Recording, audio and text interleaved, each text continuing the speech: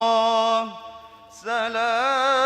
الله على طه رسول الله صلاة الله سلام الله على ياسين حبيب الله على ياسين حبيب الله توسلنا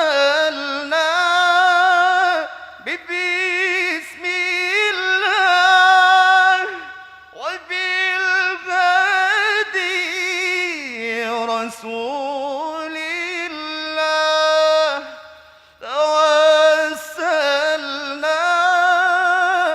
ببسم الله وبالهدي رسول الله وكل مجاهد لله بأهل البدر يا الله بأهل البدر يا الله صلاة الله سلام الله على طه رسول الله صلاة الله سلام الله على ياسين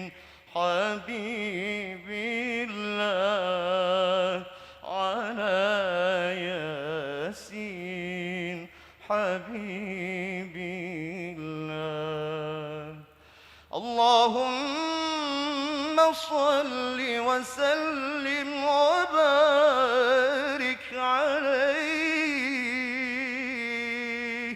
صلى الله عليه. Assalamualaikum warahmatullahi wabarakatuh.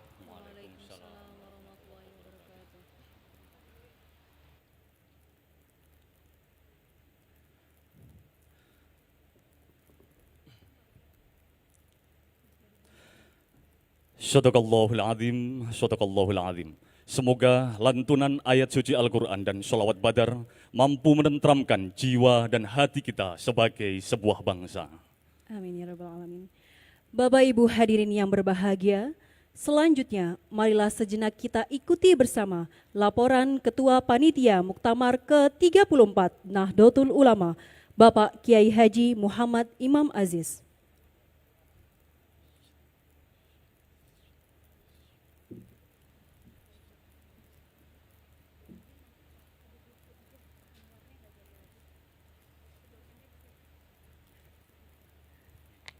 Assalamualaikum warahmatullahi wabarakatuh.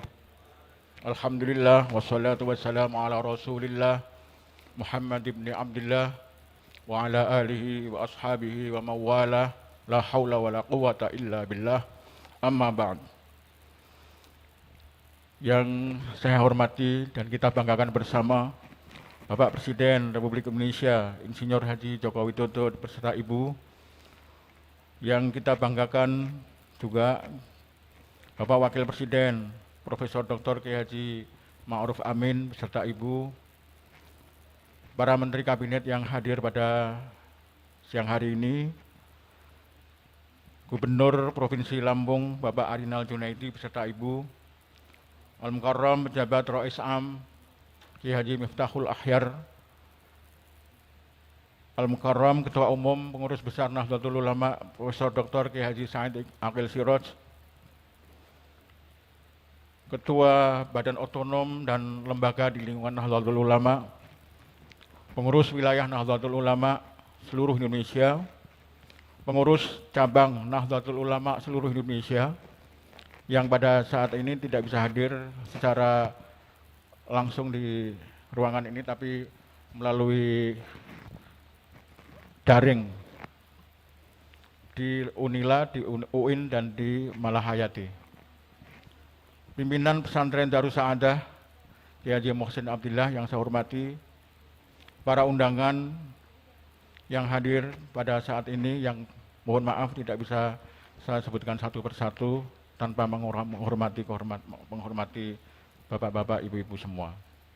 Yang tidak lupa juga kami yang terhormat para keluarga muassis Nahdlatul Ulama yang hadir pada saat hari ini. Alhamdulillah pada pagi hari ini muktamar ke-34 akhirnya dapat dilaksanakan pada hari ini. Diselenggarakan dalam suasana pandemi COVID-19 dan kami panitia telah melakukan langkah-langkah untuk menaati aturan-aturan berkaitan dengan protokol dan prosedur kesehatan yang sangat ketat.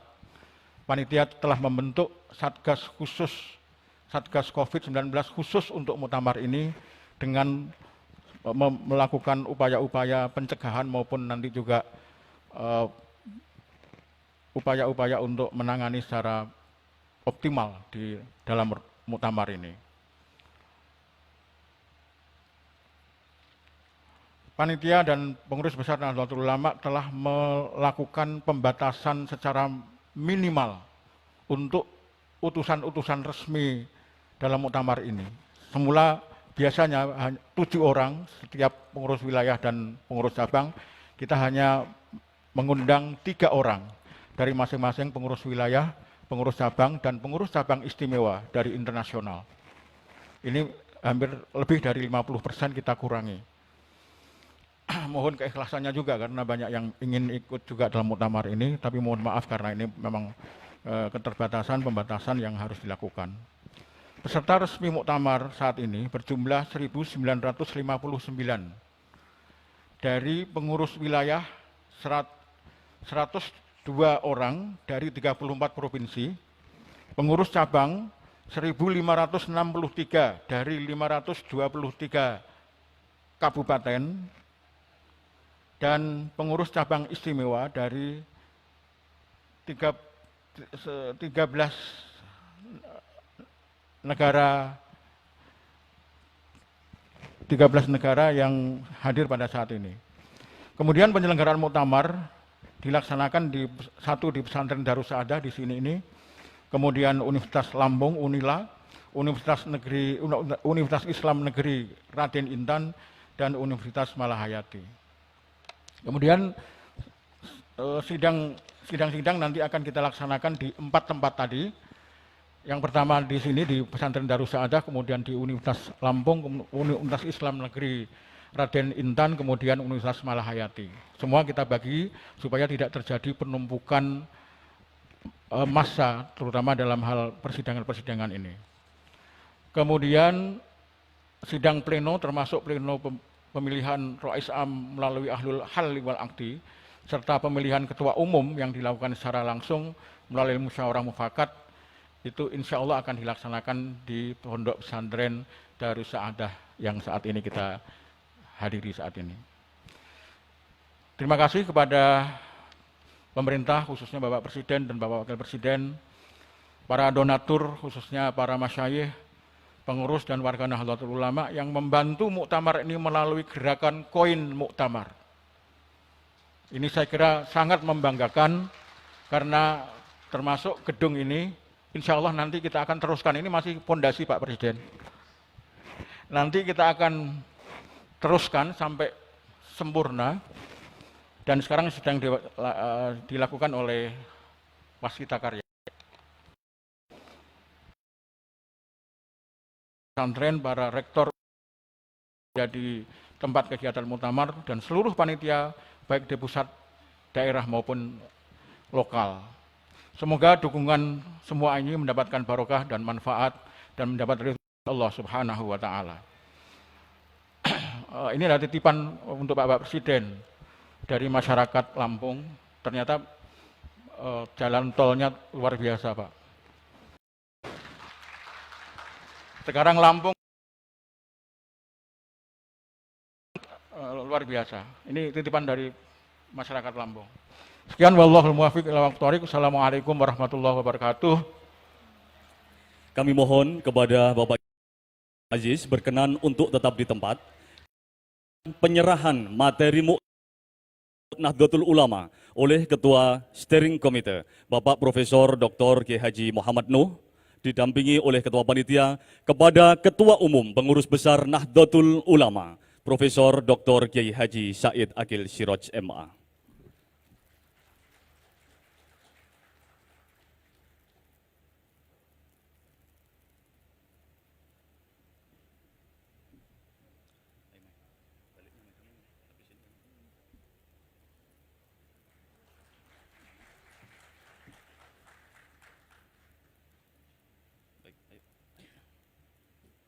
Kami persilahkan kepada Bapak Profesor Dr. Haji M. Nuh dan Bapak Kiai Haji Imam Aziz untuk kembali ke tempat duduk. Dilanjutkan sambutan Ketua Umum Pengurus Besar Nahdlatul Ulama, Bapak Profesor Dr. Kiai Haji Said Akil Siraj MA.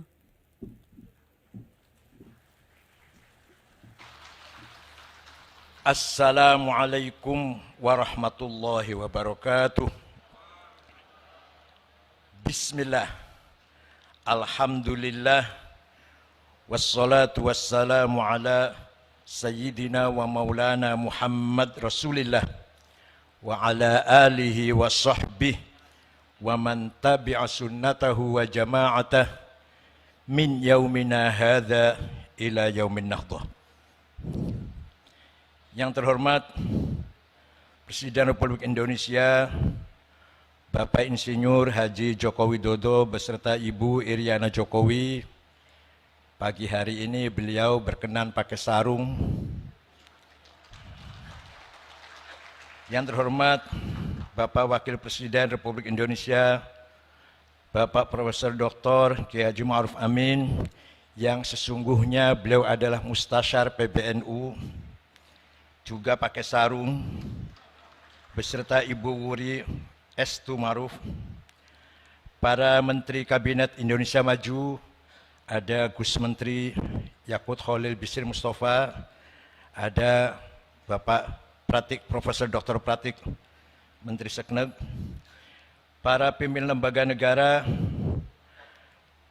ada Wakil Ketua MPR RI, Gus Jazil, ada Wakil Ketua DPR RI, tetangga saya, Mas Muhaimin,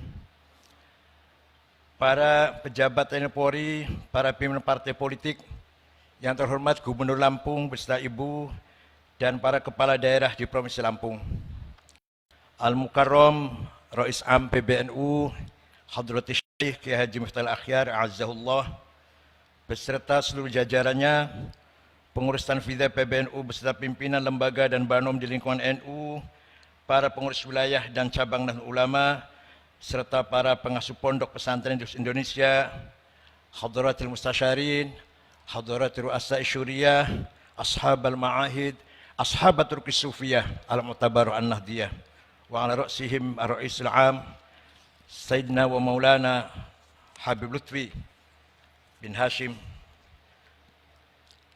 Hari ini kita berkumpul untuk memulai Muktamar NU yang ke-34. Alhamdulillah, segala puji hanya milik Allah yang menakdirkan kita menjadi saksi pergantian abad jam'iyah ini. Usia panjang jamaah dan jam'iyah Nahdlatul Ulama adalah bukti kasih sayang Allah Subhanahu wa ta'ala. Seabad yang lalu kita sama-sama tahu NU berdiri sebagai jawaban atas pertanyaan dan tantangan zaman. Islam harus terlibat memberi warna pada zaman yang tak menentu, mencari-cari cara agar cahaya Allah terlihat terang dan tak padam oleh kekufuran. Para kiai terpanggil untuk menjawab tantangan dunia yang sedang bergolak dari sudut pandang agama. Pada tataran global, Perang Dunia Pertama baru saja usai. Sistem monarki berbasis agama mulai terasa tak memadai, dan gelombang wahabisasi sebagai embrio radikalisme berkibar di Hijaz. Sementara di Nusantara, patriotisme mulai menemukan bentuknya. Perlawanan terhadap penjajahan, kemiskinan, dan ketidakadilan bermuara pada apa yang hari ini sering kita kenang sebagai era kebangkitan nasional.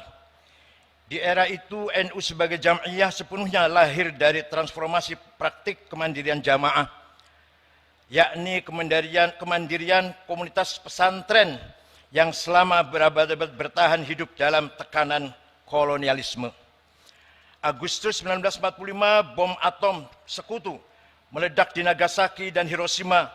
Ledakan itu menandai akhir Perang Dunia Kedua, sekaligus membuktikan betapa akselerasi teknologi bisa sedemikian merusak kehidupan bersama.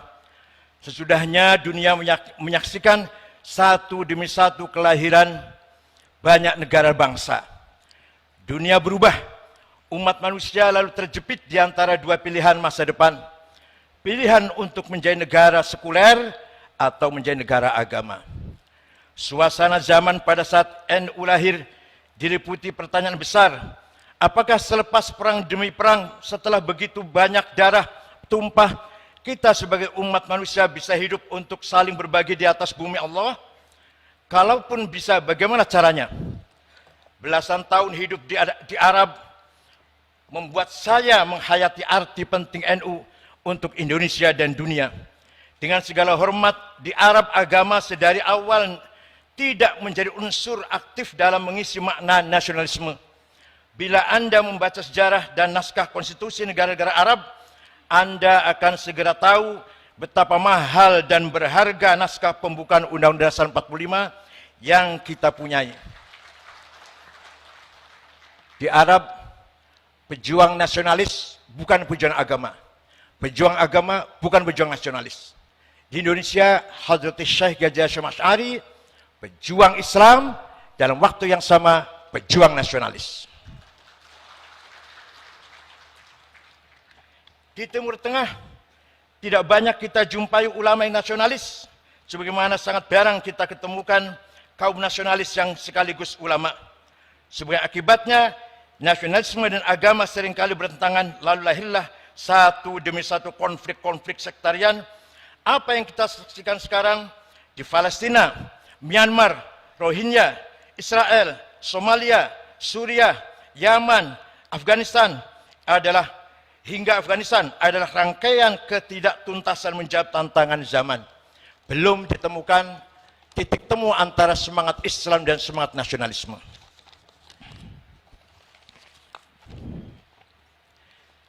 Nasional dan agama adalah dua kutub yang paling menguatkan. Keduanya jangan dipertentangkan. Demikianlah pusaka wasiat dari Hadrat Syekh Hasyim Asy'ari yang diamini dan disuarakan ribuan ulama pesantren.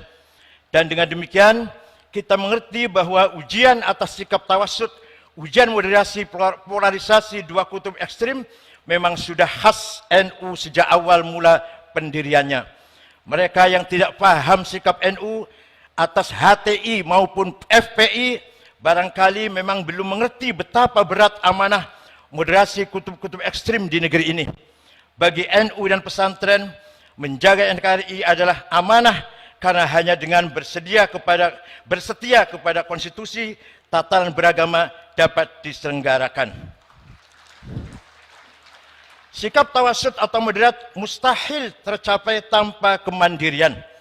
Usia NU yang mencapai hampir seabad ini antara lain disebabkan kemandirian dalam pengertian setia kepada prinsip-prinsip dan nilai-nilai dasar agama, kemandirian dalam pengertian sanggup menyusun agenda-agendanya sendiri, kemandirian dalam arti teguh membawakan ruhuddin dan ruhul wataniyah, semangat agama dan semangat nasionalisme, dan ruhul ta'addudiyah, semangat pluralis kebinekaan. Kemandirian dalam bidang politik, ekonomi dan budaya, kemandirian dalam arti sanggup bergaul dan berbagi dengan siapa saja sembari menjaga harga diri.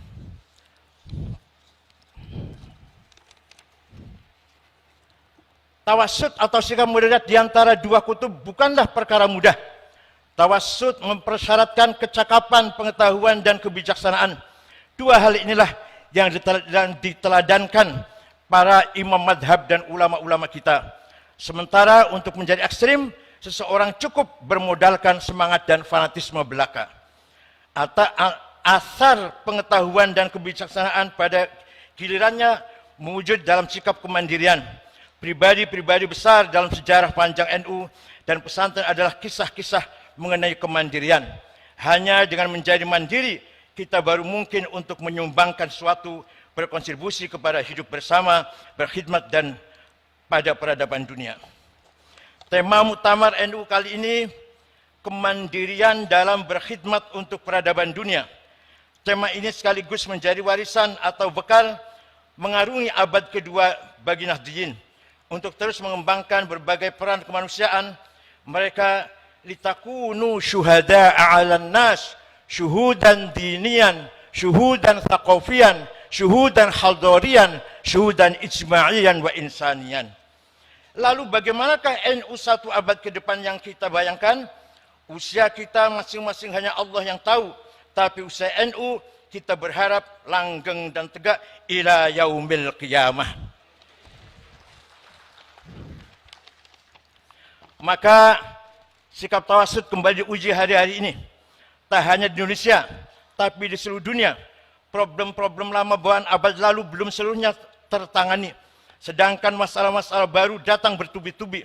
Masalah yang berkisar pada perubahan iklim, kesenjangan ekonomi, bioteknologi, polarisasi percakapan dan identitas, radikalisme, terorisme, dan krisis energi. Sementara itu, laju teknologi bergerak secara eksponensial, menawarkan kemudahan-kemudahan praktis dengan risiko-risiko yang tak sepenuhnya bisa diperkirakan.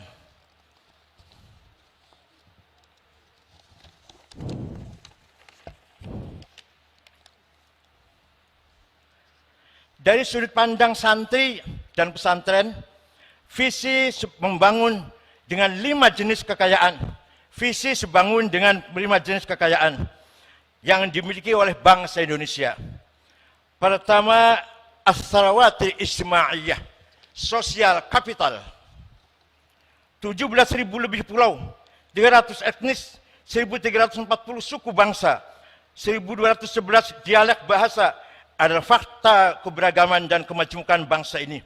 Kemajemukan yang disatukan di bawah tenda besar Pancasila dengan semangat Bhinneka Tunggal Ika. Di tenda besar itu ormas-ormas keagamaan berperan sebagai semen perekat sosial. Mereka mengkonsolidasikan nasionalisme sebagai proyek integrasi bangsa yang tumbuh dari bawah, tidak perlu dipaksakan dari atas dengan tangan besi. Kedua, as-sarawatul hadariyah, kekayaan kultur budaya. Kebudayaan Nusantara membuka diri pada interaksi dan kolaborasi dengan kebudayaan global asing.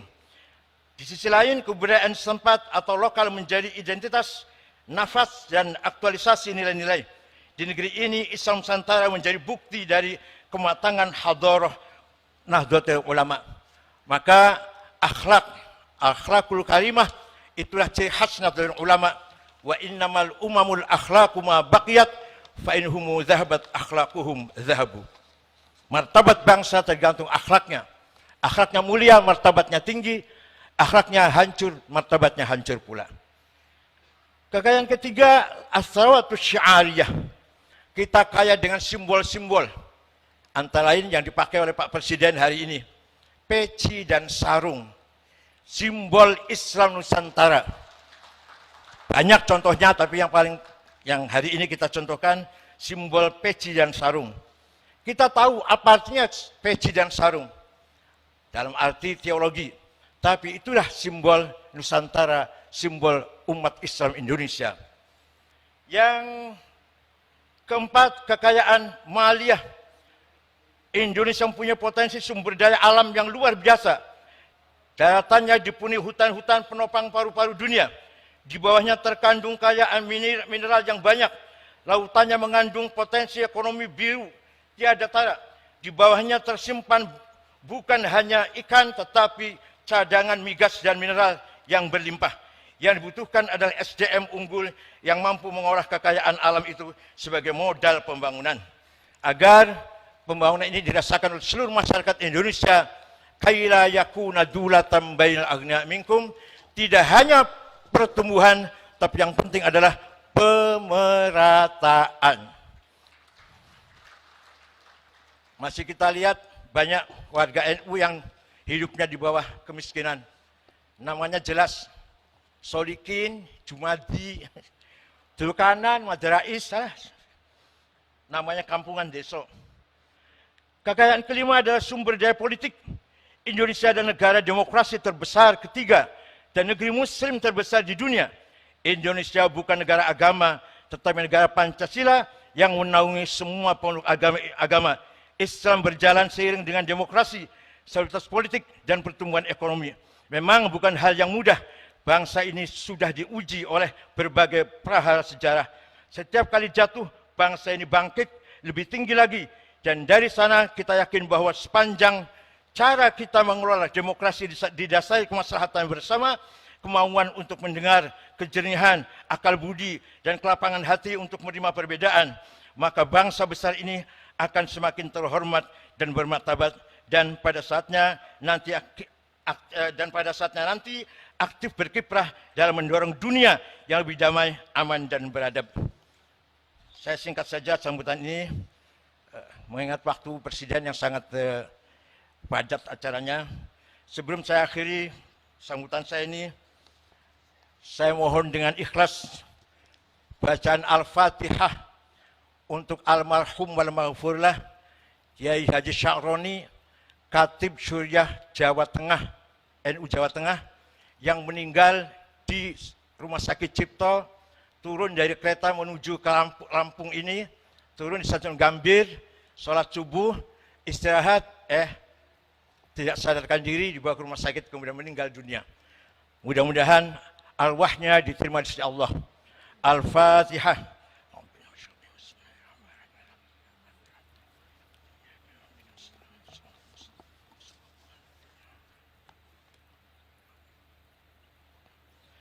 Amin.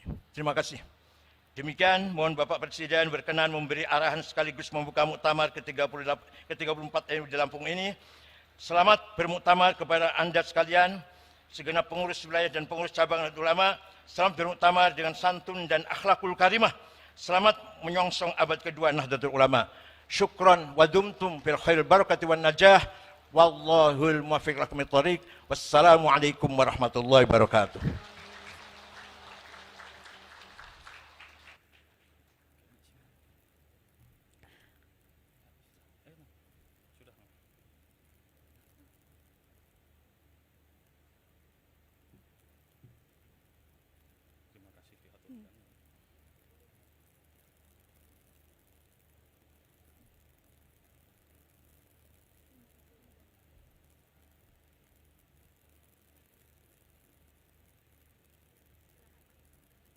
Hadirin yang dirahmati Allah.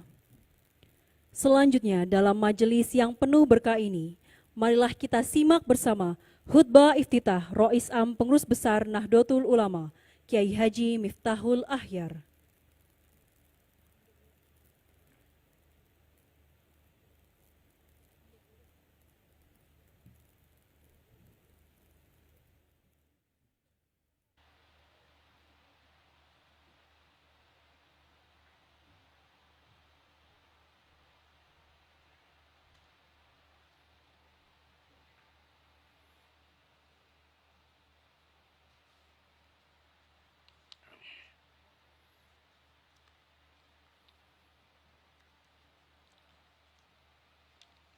Assalamualaikum warahmatullahi wabarakatuh.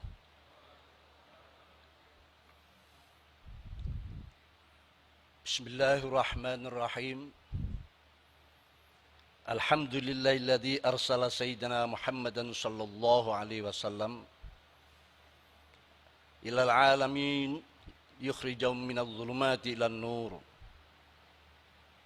Fakana dinul Islam dinan alamiyan yahmilu muqawwamiyatin salahiyatu likulli zaman wa makan. Wa kana min hadil muqawwimat qabilatuhu listi'abi kulli jadidin وتكنينه على وفق القوانين الإلهية المودعة فيه. من هنا كان التجديد من الثوابت في دين الإسلام، وقد صح في الحديث إن الله يبعث على رأس كل 100 سنة ما يجدد للناس أمر دينهم، رواه أبو داود والحاكم والبيهقي. اللهم صل وسلم وتفضل وتكرم على سيدنا محمد وعلى آله ومن تبعهم إلى يوم المعاد. أما بعد. سادة العلماء الأعزاء، معالي الضيوف، سادات المشايخ والعلماء والزعماء من البلاد الصادقة، السيد الرئيس الجمهورية الإندونيسيا Insinyur Joko Widodo wa Ibu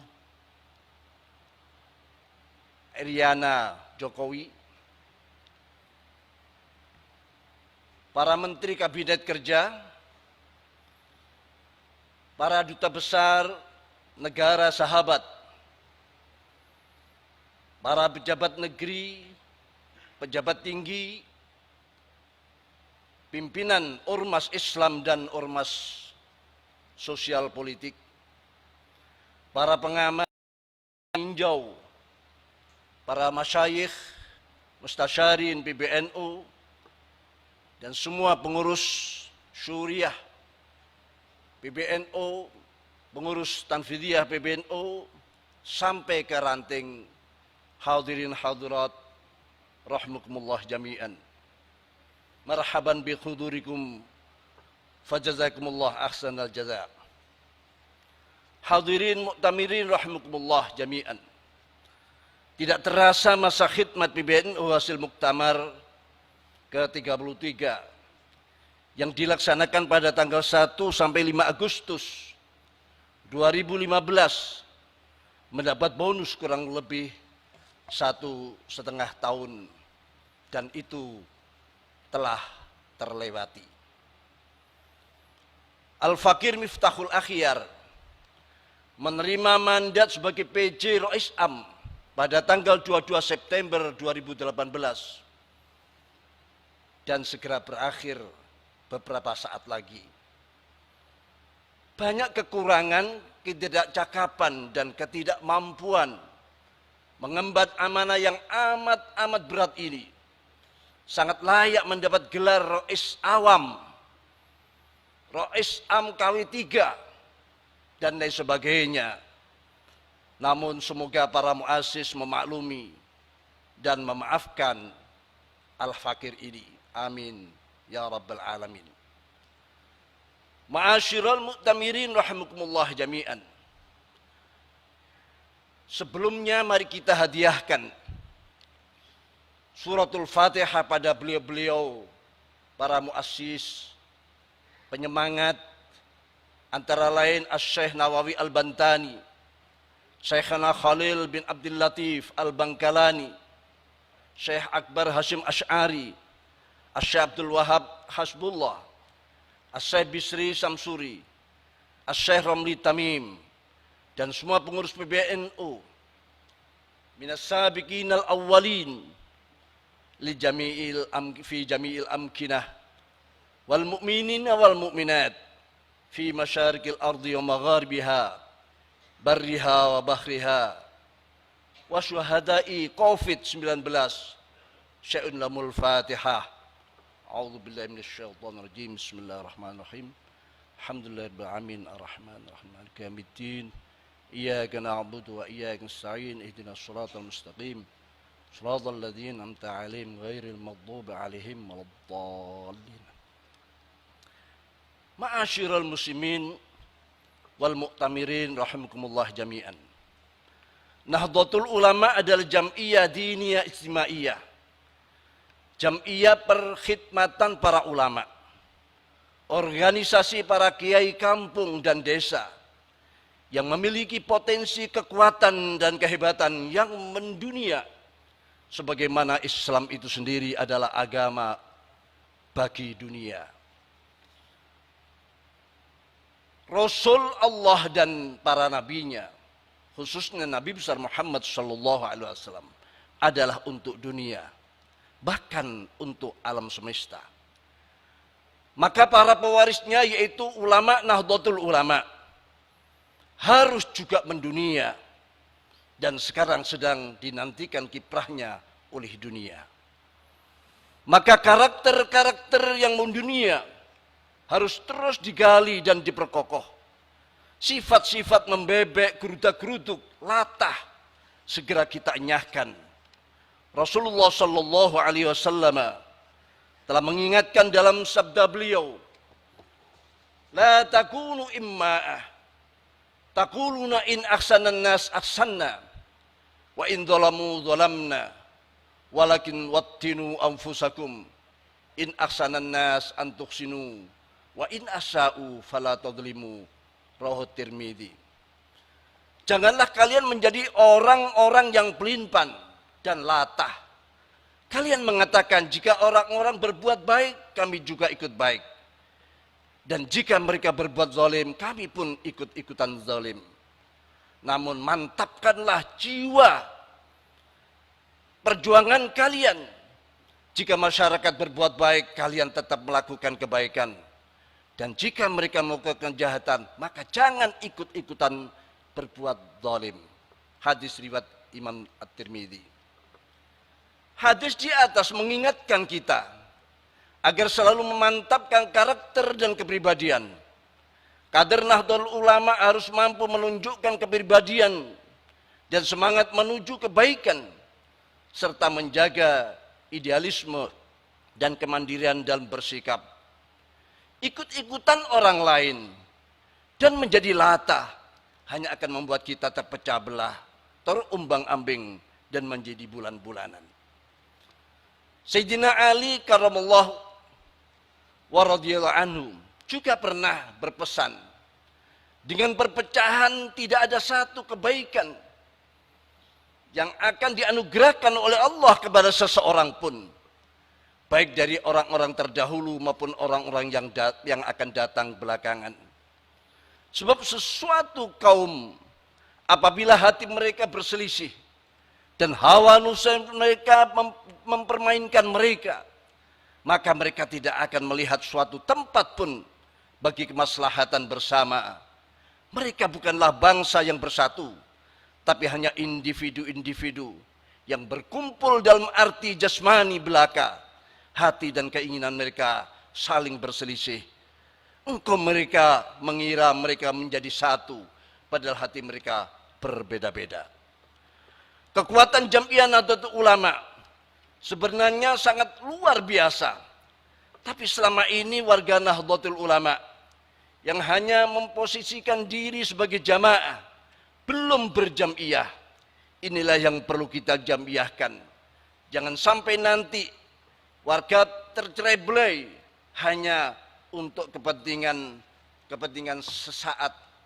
Mereka harus mengikuti satu komando yang dikomando dari PBNU dan didukung oleh para mustasyarin dan para ulama-ulama panutan kita.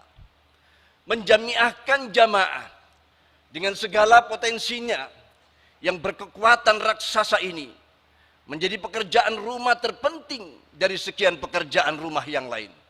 Sebab potensi raksasa ini kalau tidak dikelola dengan baik dan benar, justru akan menjadi beban dan terpecah belah menjadi bulan-bulanan dan diperebutkan oleh kelompok-kelompok yang lain. Mohon maaf, Bapak Wapres Al-Mukarram Profesor Dr. Kiai Haji Ma'ruf Amin berserta Ibu, tadi saya lupa juga Bapak kami sebutkan atau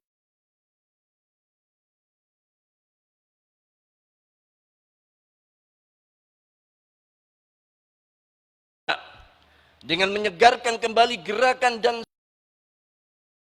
agar posisi Nahdlatul Ulama sebagai ashabul haq sekaligus ashabul qarar wal quwwah dapat terwujud dalam berbagai dimensi kehidupan kebangsaan dan kemasyarakatan kita.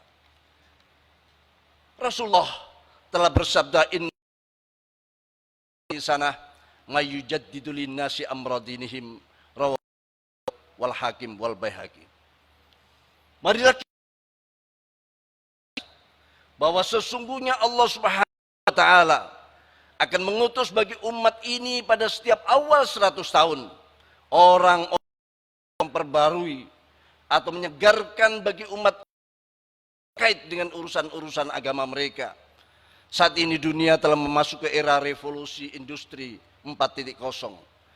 Marilah kita merenungkan dan merekontekstualisasi i'adatun nazar, apa yang salah dan apa yang benar dari perjalanan kita selama ini.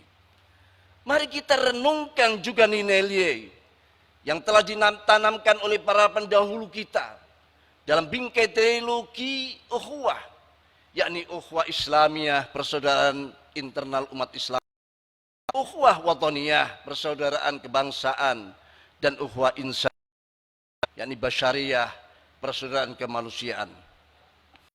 Kita tambahkan juga dengan ukhuwah nahdhiyah di dalamnya. Nilai-nilai itu bisa menjadi cerminan moral yang prima agar dampak negatif pergeseran tatanan dunia tidak begitu berpengaruh dalam perjalanan anak bangsa di era revolusi industri 4.0 dan dalam rangka meraih manfaat bonus demografi kita. Tentu itu merupakan harapan. Bonus demografi bukan justru menjadi musibah demografi. Kalau era revolusi industri 4.0 dianggap menjadi tanda meningkatnya peradaban kemanusiaan, maka kita harus mengimbanginya dengan 4G, yaitu 4 ajaran khas dan konsep besar Nahdlatul Ulama, sekaligus dalam rangka mengamalkan hadis di atas. Kita dan Jam'iyah Ulama perlu menyegarkan 4G tersebut. Pertama, grand ideal, yaitu visi misi Nahdlatul Ulama sebagai instrumen untuk menyatukan langkah baik ulama struktural maupun kultural, terutama para ulama pondok pesantren, agar berada dalam satu langkah dan satu keputusan untuk menggalang kekuatan bersama. Kedua, grand design berupa program-program unggulan yang terukur. Di sini hadis di atas menyatakan setiap awal datangnya kurun 100 tahun, Allah Subhanahu wa taala akan mengutus seorang, 2 orang, atau beberapa orang untuk menyegarkan kembali aturan-aturan yang sudah mulai banyak ditinggalkan. Usia Nahdlatul Ulama saat ini sudah hampir 1 abad. Kalau hitungan usia Masehi, memang kita sudah masuk pada usia 95 tahun. Tapi usia hijrinya 8 tahun, tinggal 2 tahun kita masuk pada tahun 1 abad. Ketiga, grand strategi ini bisa dilakukan dengan mengintensifkan penyebaran inovasi yang terencana, terarah dan dikelola dengan baik, serta distribusi kader-kader terbaik Nahdlatul Ulama ke ruang-ruang publik yang tersedia. Kader kita saat ini belum berperan maksimal di semua ruang-ruang publik yang ada. Karena itu perlu ada grand strategi terkait keberperanan kader-kader kita. Keempat, grand control. Sistem dan gerakan Nahdlatul Ulama harus bisa melahirkan garis komando secara organisatoris. Dari PBNU sampai kepengurusan di tingkat anak ranting. Dari situ Nahdlatul Ulama akan menjadi organisasi keagamaan dan sosial yang bergerak secara sistemik, proaktif, dan responsif, setelah terus-menerus menebarkan kasih sayang, rahmatan lil alamin. Nahdlatul Ulama akan mampu menebarkan kemaslahatan di dunia sampai akhirat dan bersaing di segala bidang dengan organisasi-organisasi lainnya. Terkait hal ini, kita patut mengingat kembali isyarat yang disampaikan oleh Syekhona Khalil Bangkalan kepada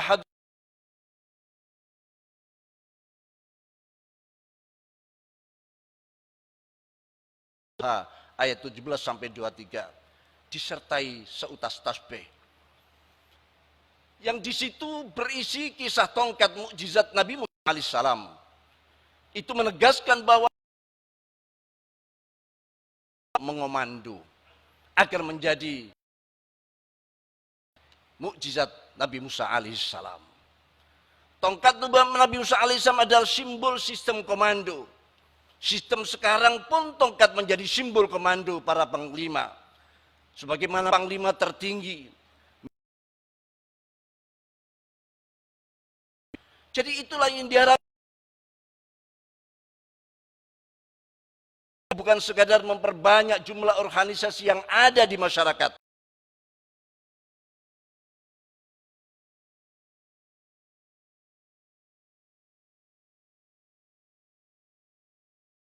Itulah harapan dari para pendiri Nahdlatul Ulama.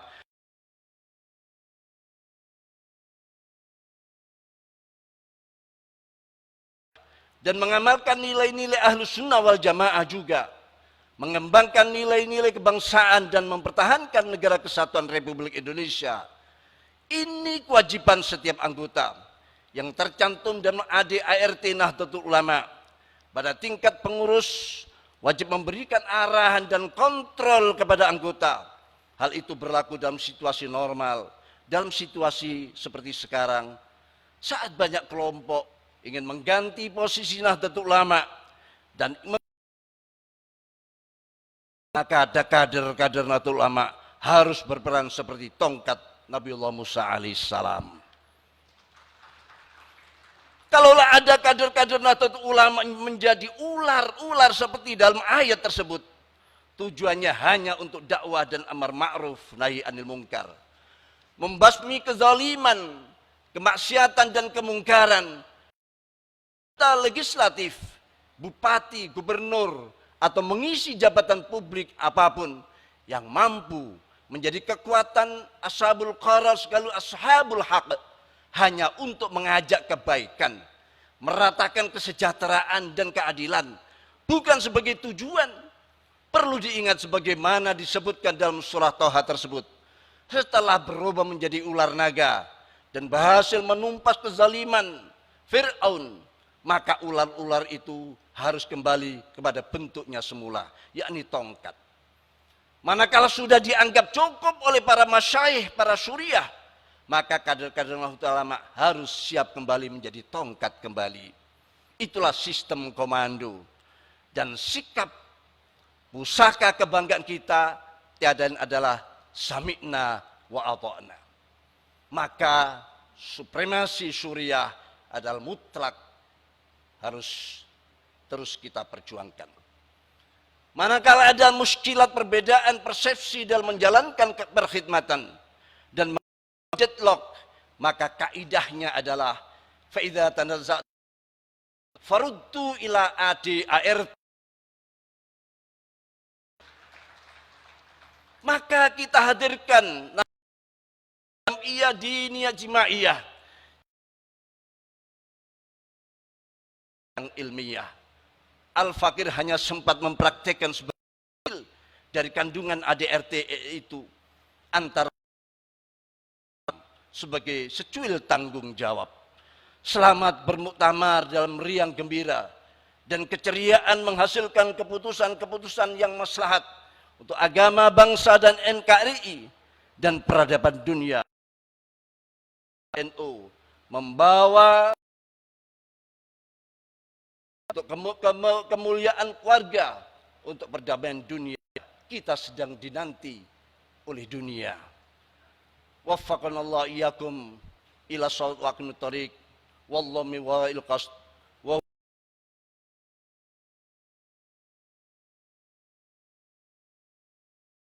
Wassalamualaikum warahmatullahi wabarakatuh.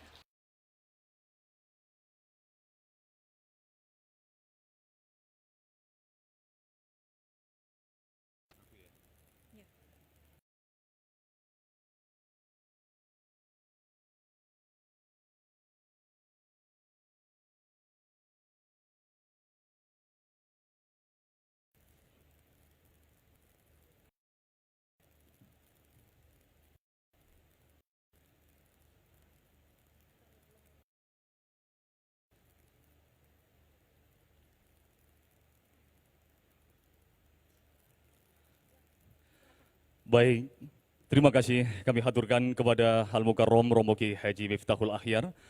Bapak Ibu hadirin tamu undangan yang berbahagia, pada Muktamar ke-34 Nahdlatul Ulama ini mengusung tema syarat makna, yaitu 1 abad Nahdlatul Ulama, kemandirian dalam berkhidmat untuk peradaban dunia. Tema ini tidak hanya kembali meneguhkan posisi, kontribusi dan peran Nahdlatul Ulama, namun sekaligus juga menjadi sarana refleksi atas pencapaian Nahdlatul Ulama selama 1 abad berkhidmat untuk negara dan dunia. Untuk itu hadirin yang berbahagia, dalam kesempatan yang penuh berkah ini, marilah sejenak kita saksikan bersama penayangan video Muktamar Nahdlatul Ulama dari masa ke masa. Muktamar NU dari masa ke masa. Muktamar ke-34 Nahdlatul Ulama di Lampung merupakan muktamar menjelang 1 abad usia organisasi Islam terbesar di dunia ini. Dari gelaran muktamar ke muktamar NU,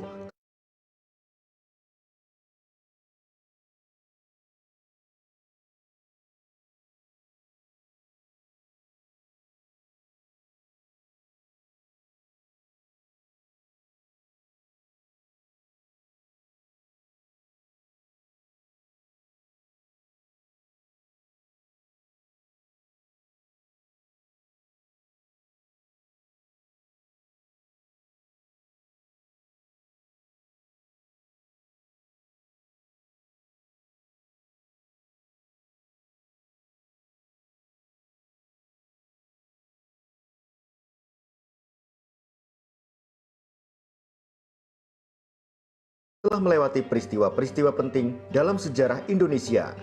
Dalam video ini, membagi penyelenggaraan muktamar dalam 3 periode, yaitu periode sebelum kemerdekaan, periode pasca kemerdekaan, dan periode Hitoh 1926. Inilah sejarah dan faktanya. Sebelum Indonesia merdeka. Periode sebelum kemerdekaan. Sejak didirikan pada 31 Januari 1926, NU telah menggelar muktamar sebanyak 15 kali. Pada saat itu, NU menggelar muktamar setiap setahun sekali. Muktamar pertama hingga ketiga di Surabaya, Jawa Timur tahun 1926 hingga 1928. Pada periode itu, PBNU dipimpin Rois Akbar Kiai Haji Muhammad Hashim Asy'ari dan Ketua Tanfidiyah Kiai Haji Hasan Kipo. Muktamar keempat dan kelima diselenggarakan di Semarang dan Pekalongan pada tahun 1929-1930. Lalu Cirebon menjadi tuan rumah Muktamar ke-6 dan Bandung menjadi tuan rumah Muktamar ke-7. Muktamar ke-8 NU di DKI Jakarta. Selanjutnya secara berturut-turut lokasi Muktamar ke-9 sampai ke-15 tahun 1934 hingga 1940, yaitu Banyuwangi, Surakarta, Banjarmasin, Malang, Banten, Magelang, dan kembali ke Surabaya. Pada periode Muktamar NU ke-4 sampai ke-11, PBNU dipimpin Rois Akbar Kiai Haji Muhammad Hashim Asy'ari dan Ketua Tanfidiyah Kiai Haji Ahmad Nur. Sedangkan pada Muktamar ke-12 hingga Muktamar ke-15, PBNU dipimpin Rois Akbar Kiai Haji Muhammad Hashim Asy'ari dan Ketua Tanfidiyah Kiai Haji Mahfud Siddiq. Pasca kemerdekaan. Lantaran persiapan kemerdekaan Indonesia dan situasi Indonesia pasca proklamasi kemerdekaan, NU vakum menggelar muktamar. Baru pada tahun 1946, NU menggelar muktamar ke-16 di Purwokerto, Jawa Tengah. Tahun berikutnya, 1947 di Madiun dan pada 1948, muktamar ke-18 NU digelar di Jakarta. Selang 3 tahun, tepatnya pada tahun 1951, NU menggelar muktamar ke-19 di Palembang. Tahun 1954 lokasi muktamar kemudian berpindah ke Surabaya. Tahun 1956 ke Medan dan 1959 kembali ke Jakarta. Muktamar ke-23 tahun 1962 dilaksanakan di Surakarta dan tahun 1967 muktamar ke-24 berlokasi di Bandung.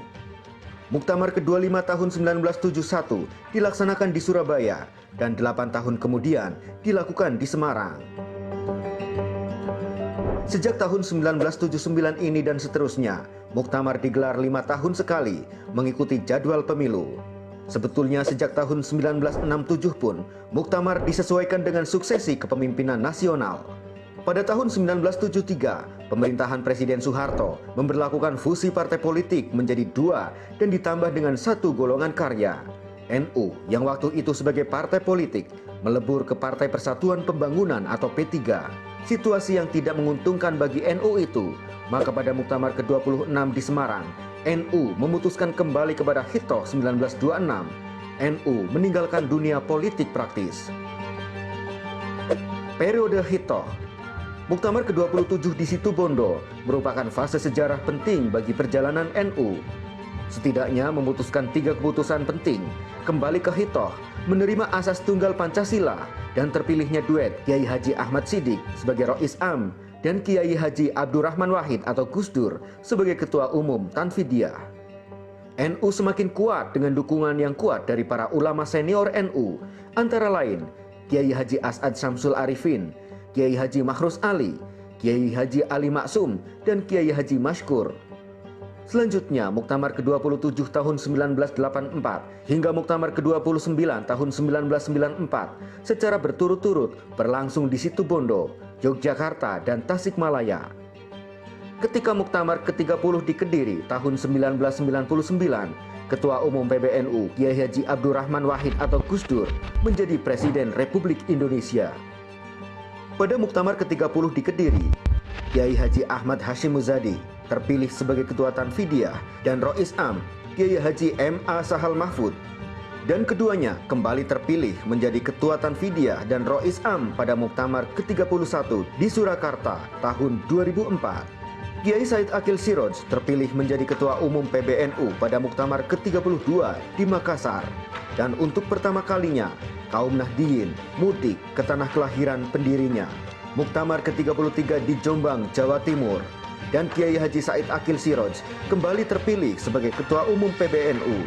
Kini, melalui keputusan Munas Alim Ulama dan Konbes NU, Muktamar ke-34 akan berlangsung di Lampung. Demikianlah perjalanan Muktamar NU dari masa ke masa.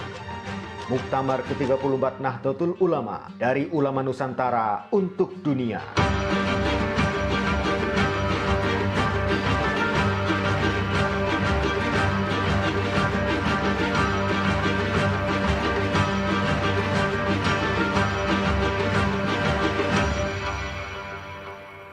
Baik, luar biasa. Aplaus yang meriah untuk Nahdlatul Ulama.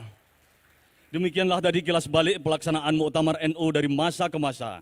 Dan hingga saat ini, Nahdlatul Ulama senantiasa berkhidmat untuk negara dan dunia. Bapak Ibu hadirin tamu undangan yang dirahmati Allah. Selanjutnya, marilah kita simak bersama sambutan Presiden Republik Indonesia, Bapak Joko Widodo, dilanjutkan dengan pemukulan rebana sebagai tanda peresmian pembukaan Muktamar ke-34 Nahdlatul Ulama.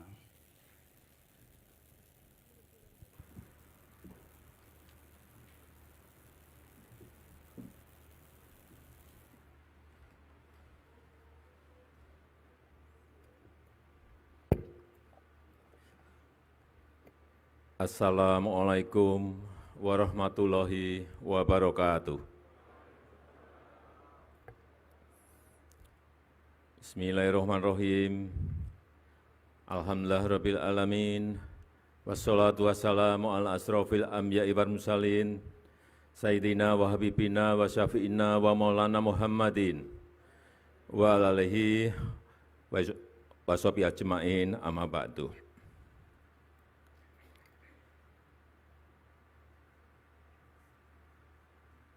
Yang saya hormati, yang saya muliakan Wakil Presiden Republik Indonesia sekaligus Mustasyar PBNU Profesor Dr. Kiai Haji Ma'ruf Amin beserta Ibu.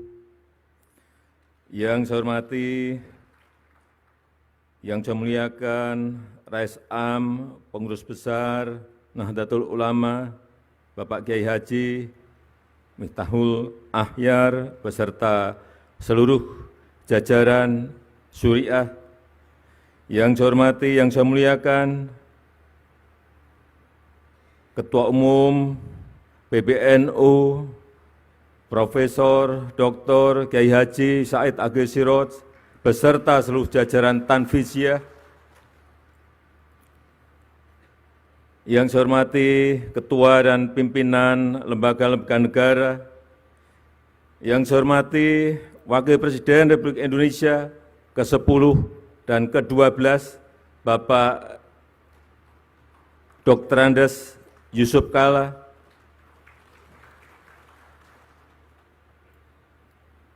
yang saya hormati para Menteri Kabinet Indonesia Maju yang hadir, seluruh jajaran Mustasyar, PBNU, yang saya muliakan para kiai, para masyayikh, para alim ulama, Gubernur Provinsi Lampung, beserta seluruh Bupati dan Wali Kota yang hadir, yang saya hormati seluruh jajaran pengurus wilayah, pengurus cabang, sampai pengurus ranting, NU dari seluruh tanah air, beserta muktamar, hadirin dan undangan yang berbahagia. Pertama-tama atas nama pemerintah, atas nama masyarakat, atas nama negara, saya menyampaikan terima kasih dan penghargaan yang tinggi kepada Nahdlatul Ulama yang telah membantu pemerintah dalam menenangkan umat, menenangkan masyarakat dalam masa pandemi ini. Yang kedua juga terima kasih untuk Nahdlatul Ulama yang juga telah mengajak masyarakat untuk mentaati protokol kesehatan dan mengajak masyarakat untuk berbondong-bondong ikut dalam program vaksinasi. Ini saya rasakan betul betapa ajakan para kiai, ajakan para ulama betul-betul berdampak pada meningkatnya keinginan masyarakat untuk ikut vaksinasi. Pada awal-awal program vaksinasi, begitu keluar yang namanya vaksin AstraZeneca, banyak daerah yang tidak mau mengambil. Padahal saat itu stok yang banyak adalah AstraZeneca. Tetapi begitu saat itu ada telepon dari para kiai dari Jawa Timur, Pak Presiden, silahkan semuanya vaksin dikirim ke Jawa Timur, kami terima. Besoknya saya ke Jawa Timur, betul, para kiai berkumpul dan benar-benar semuanya mau menerima vaksin itu. Setelah itu, semua daerah satu persatu mau. Inilah pengaruh para ulama, para kiai dalam mengajak masyarakat untuk ikut vaksinasi. Kita tahu di bulan Juli, tepatnya pertengahan Juli, 15 Juli, kita berada pada posisi keadaan yang sangat mencekam. Ngeri saya kalau menceritakan, semua rumah sakit di Jawa dan Bali penuh, oksigen kurang, obat habis, kekurangan. Kasus harian saat itu 56.000. 56.000, sehingga rumah sakit tidak mencukupi. Di lorong-lorong rumah sakit, semuanya pasien-pasien antri untuk bisa masuk ke ICU. Alhamdulillah, berkat dukungan dari NU, kemarin kasusnya alhamdulillah hanya 216 kasus per hari di seluruh tanah air. Kalau kita memiliki 514 kabupaten kota, kasusnya hanya 216, artinya di setiap kota dan kabupaten itu hanya ada setengah kasus. Kemudian vaksinasi, sampai hari ini kita telah menyuntikkan 263 juta vaksin kepada masyarakat.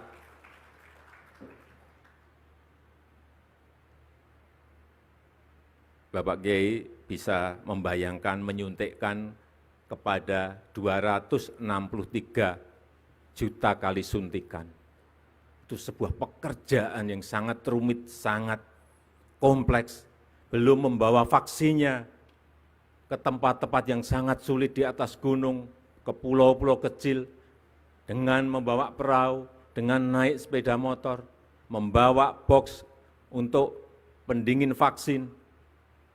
Sekali lagi alhamdulillah kita sudah mencapai 263 juta, dosis pertama 73,9%, dosis kedua 51,8%. Kita harapkan segera bisa mencapai 70% untuk mengejar agar COVID ini tidak menyebar kemana-mana lagi. Dan juga hari ini telah disuntikkan kepada anak-anak 6-11 tahun sudah 1 juta. Ini juga kecepatannya sangat bagus sekali, alhamdulillah.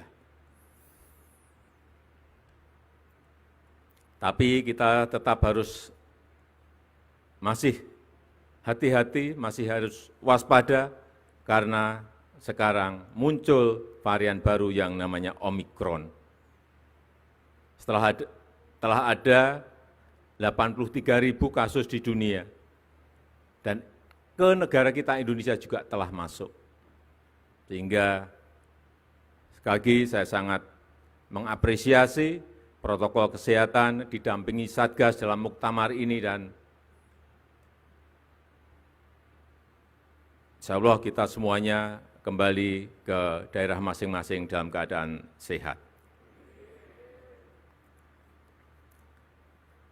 Yang kedua, yang berkaitan dengan ekonomi umat.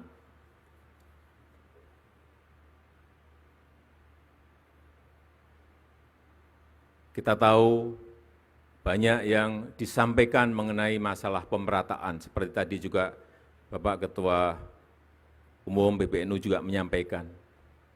Memang kita harus berbicara apa adanya, pemerataan bukan sebuah hal yang gampang untuk dilakukan. Tetapi saya melihat bahwa kekuatan di NU sekarang, anak-anak muda yang pinter-pinter, santri-santrinya yang pinter-pinter, yang keluaran banyak dari universitas-universitas yang besar dari seluruh negara yang ada di dunia ini,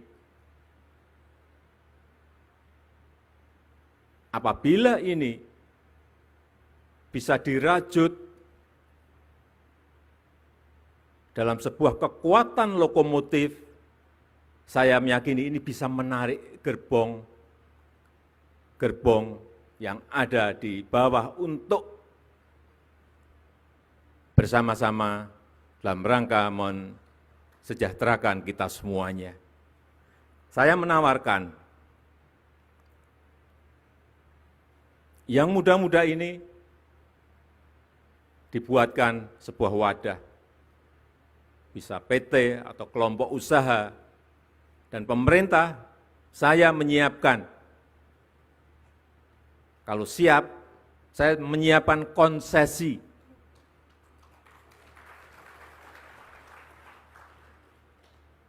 Baik itu yang namanya konsesi, terserah mau dipakai untuk lahan pertanian, silahkan.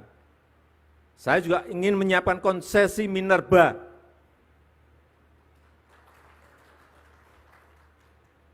Yang pengen bergerak di usaha-usaha nikel misalnya, usaha-usaha batu bara, usaha-usaha boksit, usaha-usaha koper, tembaga, silahkan. Tetapi sekali lagi, ini dalam sebuah kelompok usaha besar, sehingga nanti bisa menggeret, mengajak gerbong-gerbong yang lain untuk ikut menikmati. Ini memerlukan sebuah kerja besar, tetapi saya melihat potensi di Nahdlatul Ulama itu ada. Tinggal merajutnya. Yang berkaitan dengan teknologi, saya melihat juga yang pinter-pinter urusan teknologi ini sangat banyak sekali di NU. Doktor-doktornya banyak sekali yang muda-muda, santri-santri yang dokter banyak sekali. Karena apapun ke depan yang namanya teknologi, ini harus, mau tidak mau, kita harus masuk ke sana. Karena kita ingin teknologi ini maslahat bagi umat, maslahat bagi masyarakat, maslahat bagi rakyat. Jangan sampai ini malah merusak, membuat hal-hal yang negatif bagi rakyat kita. 5 tahun yang lalu, saya ingat betul, saya ketemu dengan pemiliknya Facebook, yang namanya Mark Zuckerberg.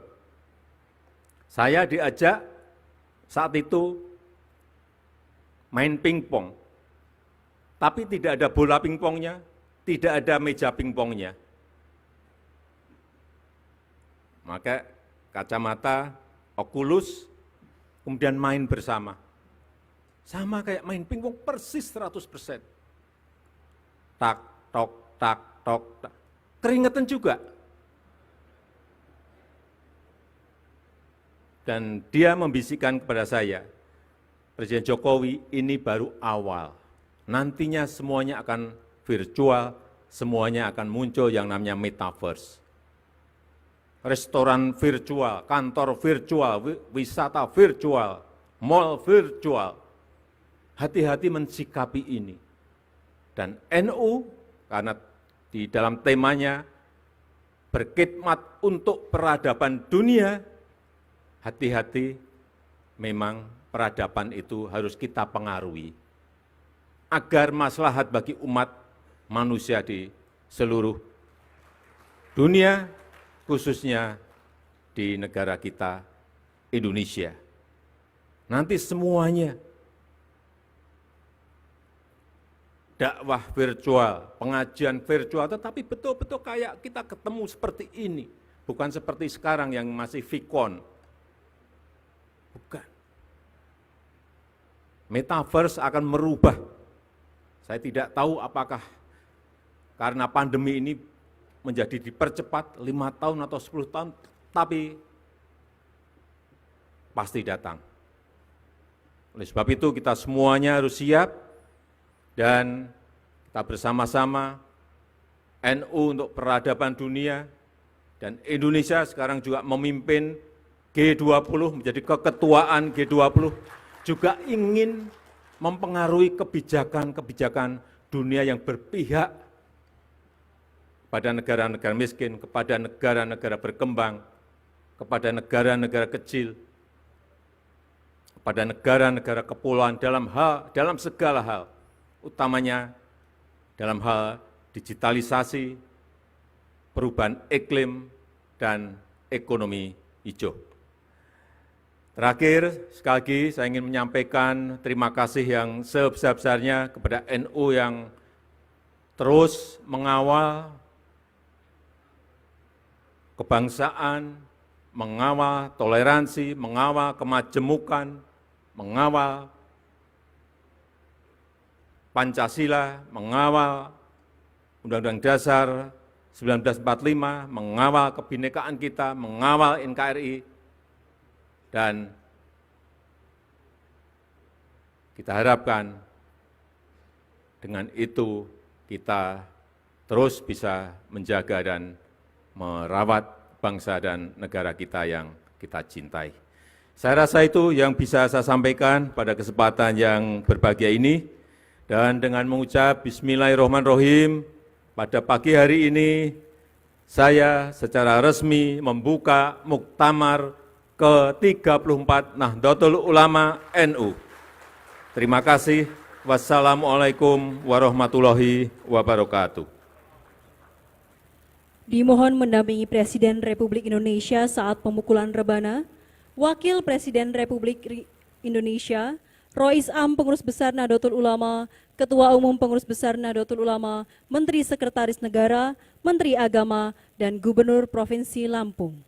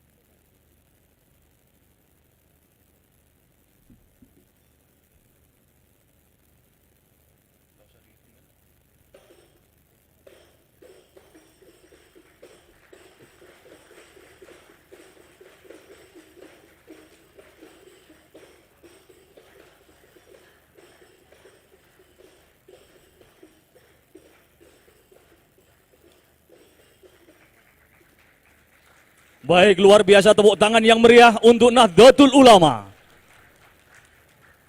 Dengan ini secara resmi Muktamar ke-34 Nahdlatul Ulama dengan tema 1 abad Nahdlatul Ulama kemandirian dalam berkhidmat untuk peradaban dunia telah resmi dibuka.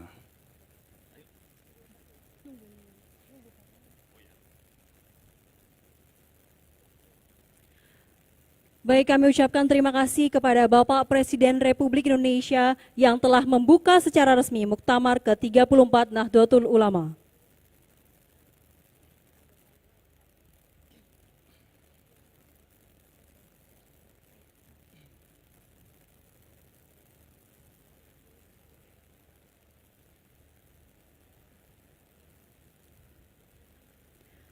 Hadirin yang kami hormati, sebagai bentuk ungkapan rasa syukur kita kepada Allah Subhanahu wa taala, marilah sejenak kita tundukkan kepala seraya berdoa bersama dipimpin oleh Maulana Habib Muhammad Lutfi bin Ali bin Yahya.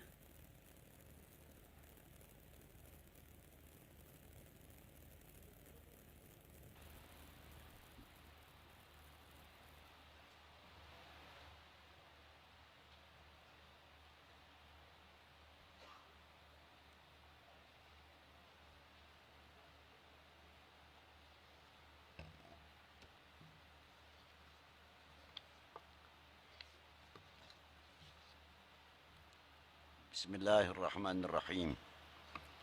Allahumma salli wa sallim wa barik ala basyirin nadir wa sirajil munir an-nabiyyi tahir al-hadi ila siratika al-mustaqim miftahid dari salam fi maq'adi sidqin inda malikin muqtadir. Ya aliyu ya kabir, ya alimu ya qadir, ya sami'u ya basir, Ya Latifu Ya Khabir. Allahumma ya Allah, kami memohon kepadamu, tiada yang wajib aku sembah melainkan Engkau. Dan hanya kepadamu lah kami memohon, dan tiada yang bisa memberi pertolongan selain Engkau. Hamba-Mu yang dhaif, kepadamu lah kami berlindung, dan Engkaulah yang maha mengetahui mana yang hak dan mana yang batil. Kami yakin Jum'iyah Nahdlatul Ulama sebagai wadah ahli sunnah wal jamaah yang telah dirintis dan didirikan oleh pewaris kekasih-Mu, Nabi besar, Nabi agung, Sayyidina Muhammad sallallahu alaihi wasallam, Hadratus Syekh Kiai Hasyim Asy'ari dan lainnya pewaris-pewaris beliau. Tanpa seizin-Mu mustahil untuk berdiri. Jadikanlah kami semua ini generasi yang mampu meneruskan perjuangan para beliau, sehingga tidak mengecewakan, memalukan para beliau di hadapan-Mu, di hadapan baginda Nabi sallallahu alaihi wasallam.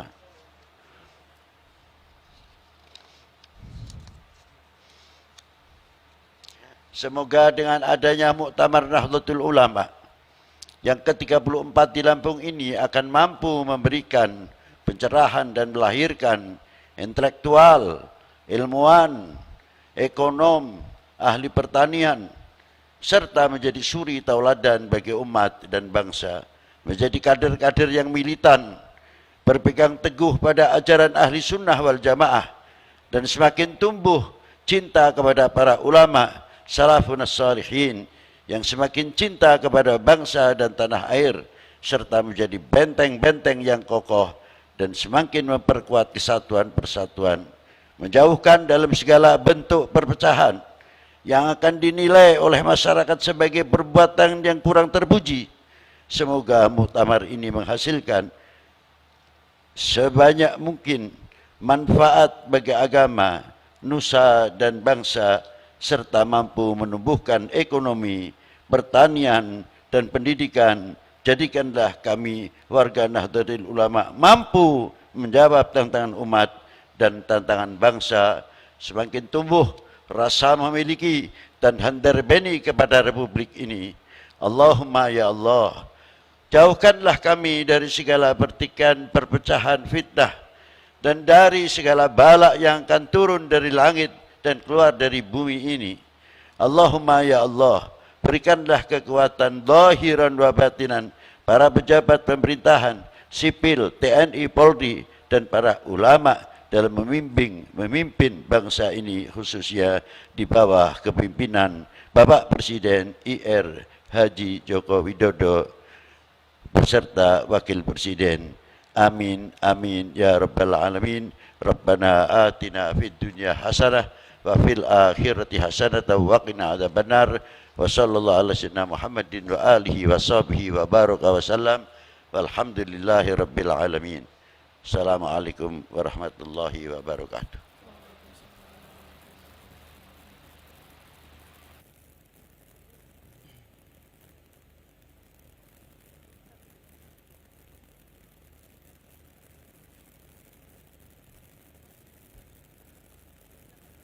Baik, Bapak Ibu hadirin tamu undangan yang dirahmati Allah, demikianlah rangkaian acara peresmian pembukaan Muktamar ke-34 Nahdlatul Ulama. Selaku pembawa acara, kami mengucapkan terima kasih atas segala perhatian, mohon maaf atas segala kekurangan. Akhirul kalam, wallahul muwaffiq ila aqwamit thoriq. Wassalamualaikum warahmatullahi wabarakatuh. Presiden Republik Indonesia beserta Ibu Hajah Iriana Joko Widodo dan